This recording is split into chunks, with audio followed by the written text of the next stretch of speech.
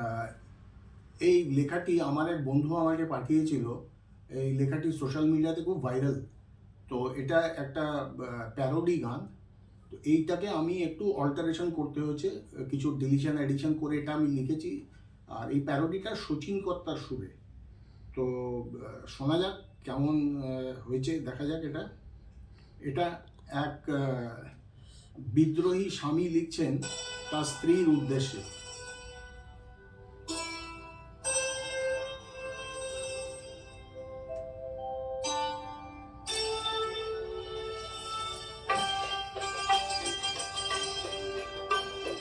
দ্বন্দ্বে দাপটে খ্যাংরা ঝাপটে জীবন বিশালে তুমি, জিভের শিলে এ জীবনটাকে মশলা পিশালে তুমি। শোনো গো শালার আদরের বোন, শোনো শ্বশুরের বেটি, আমি টেসে গেলে রবে কি হেসেলে চিতল মাছের পেটি। উচ্ছে যেমন সুখ তোর বুকে তেমনি আমাতে তুমি, আমার জীবনে সেরা ব্লান্ডার তুমি, শুধু তুমি।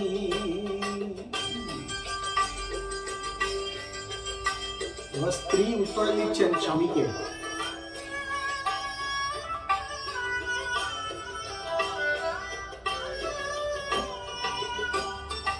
এতই দ্বন্দ্ব এতটা দাপট এত হই যদি বিষ, কর্তা জীবন যদি এতই নিরামিষ।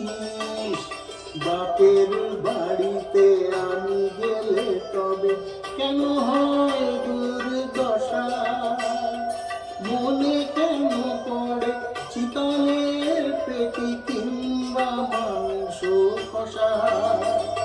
শোনো দেওরের ভ্রাতাটি আমার, শোনো শাওরির ছাড়া, আমাকে ছাড়া অকুল সাগরে পড়বে আছে তা জানা।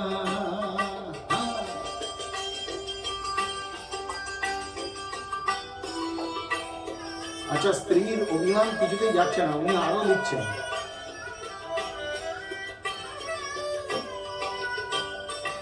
আমি টেসে গেলে চিতল কেন জুটবে না আর ভার, আমি বিনা তুমি হে প্রাণনাথ একেবারে